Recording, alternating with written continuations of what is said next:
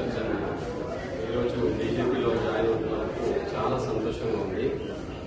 వైద్య వృత్తి ఎవరైతే డాక్టర్స్ ఉంటారో, హెల్త్ కేర్ సెక్టర్ ఉంటారో, వీళ్ళు ఎలాగైతే రాముడికి ఒక రామ సేతులాగా ఉంది ఓషన్ని దాటడానికి, అట్లా వైద్య వృత్తి కానీ హెల్త్ కేర్ సెక్టర్ అనేది ఒక సేతులాగా పనిచేస్తుంది బీజేపీకి తెలంగాణలో. ఆ హెల్త్ కేర్ సెక్టర్ అనేది ఒక రామ సేతులాగా, కానీ వైద్య సేతు అని అనొచ్చు. వైద్య సేతు అని మేము క్రియేట్ చేయడానికి మేము జాయిన్ అయ్యాము. ఉదయ్ కిరణ్ కానీ నేను కానీ హెల్త్ కేర్ సెక్టర్ని స్ట్రాంగ్ చేసి డెఫినెట్లీ బీజేపీని మన ఈ తెలంగాణలో నెక్స్ట్ వచ్చే ఎలక్షన్స్లో ముందుకు తీసుకురావాలనే దృష్ట్యా మేము పనిచేస్తాము. అది ఒక వైద్య సేతు ఎలాగైతే రామ సేతు ఉంటుందో అలా మేము డెఫినెట్లీ పనిచేస్తామని గౌరవంగా చెప్పుకుంటున్నాను. And thank you so much sir, నాకు ఈ అవకాశం ఇచ్చినందుకు.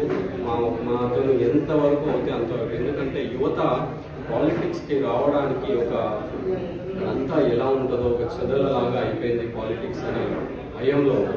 ఆ భయాన్ని తీసేయాలి. ఆ భయాన్ని తీయాలంటే ముందుగా యువత రావాలి. ఇన్నోవేషన్ అనేది హెల్త్ కేర్లో జరుగుతున్నాయి, టెక్నాలజీలో జరుగుతున్నాయి.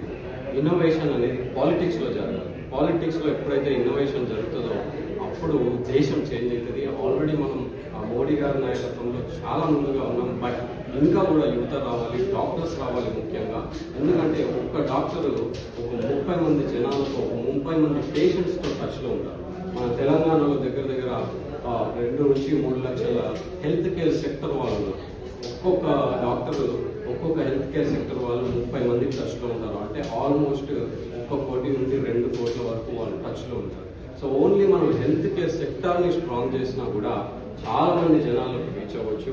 దానికి డెఫినెట్లీ మనం మెడికల్ సెల్ నుంచి డెఫినెట్లీ పోరాటం చేసి తప్పకుండా హెల్త్ కేర్ సెక్టర్ని స్ట్రాంగ్ చేసి బీజేపీని తెలంగాణలో స్ట్రాంగ్ చేయాలి.